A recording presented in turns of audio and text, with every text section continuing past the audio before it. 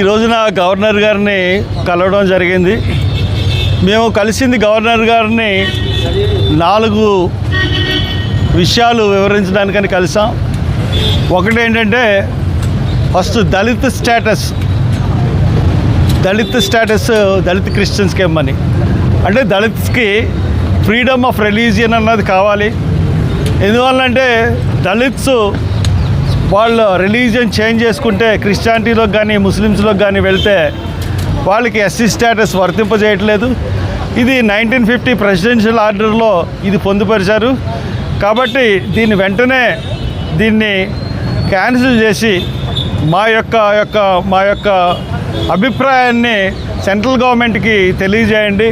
అలాగే పార్లమెంట్లో ఒక జీవో వచ్చేటట్టుగా చేయమని చెప్పేసి మేము ఫస్ట్ దళిత ఇష్యూస్ గురించి మాట్లాడడం జరిగింది. ది సెకండ్ ఇష్యూ ఏంటంటే లాస్ట్ ఇయర్ మార్చి 24న ప్రవీణ్ పగడాల అన్న ఆయన రాజమండ్రిలో అనుమానాస్పద రీతిలో ఆయన చనిపోయి ఉన్నాడు. అది పోలీసులు యాక్సిడెంట్ అని అంటున్నారు. చంద్రబాబు నాయుడు గారేమో దాన్ని ఆయన హైదరాబాద్ నుంచి తాగుతూ వచ్చి రాజమండ్రిలో పడిపోయి చనిపోయాడు అనేసి ఆయన చాలాసార్లు ఇష్టానుసారంగా మాట్లాడుతున్నాడు. మేము చెప్పేది ఏంటంటే మేము పిల్లేసాం పబ్లిక్ ఇంట్రెస్ట్ లిటిగేషన్. ఆ పిల్లు ప్రకారం మేము ఏప్రిల్ నెలలో వేస్తే ఇది సంవత్సరం అయిపోయింది. సంవత్సరం అయిపోయి 2 నెలలు అవుతుంది. అయినా ఇప్పటివరకు కూడా గవర్నమెంట్ వాళ్ళకి రిటర్న్ అఫిడవిట్ వేయలేదు, మాకు సమాధానం ఇవ్వలేదు. అక్టోబర్లో ఈ కేసు వాయిదా వచ్చినప్పుడు మా సంతకాల దగ్గర ఉన్నాయి అఫిడవిట్, ఈ ఫైల్ చేస్తామని చెప్పిన వాళ్ళు ఈ రోజున జూన్ వచ్చింది. ఇప్పుడు దాకా counter affidavit TDP government file చేయలేదు. కాబట్టి ఇది ఖచ్చితంగా హత్యే. అందుకనే వాళ్ళు కౌంటర్ అఫిడవిట్ వేయలేకపోతున్నారు. కాబట్టి ఇమీడియట్గా మీరు డైరెక్షన్స్ ఇవ్వండి.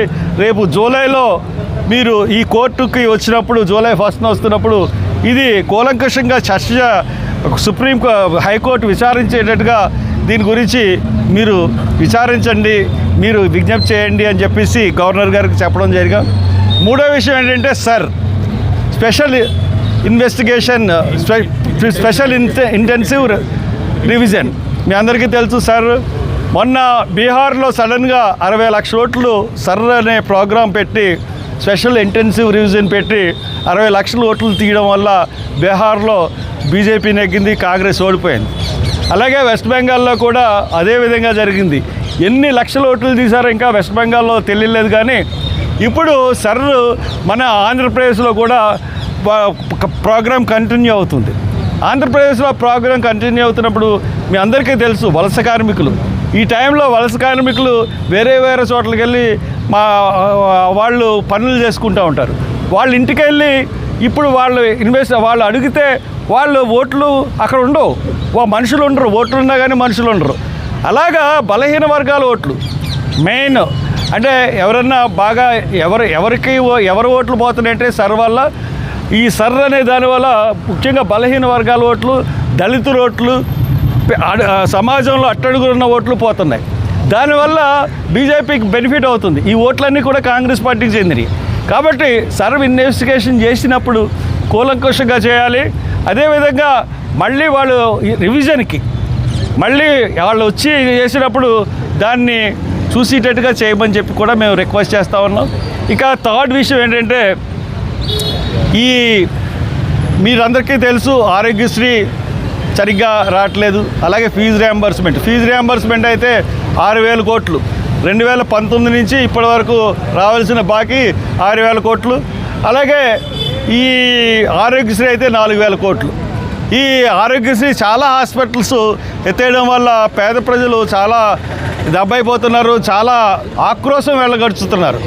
ఇంకా ఫీజు రియంబర్స్మెంట్ వల్ల అయితే చాలా కాలేజీలు ఎక్కడ కూడా ఏమీ ఇవ్వట్లేదు, సర్టిఫికెట్ ఇవ్వట్లేదు. దానివల్ల స్టూడెంట్స్ చాలా బాధలు పడుతున్నారు.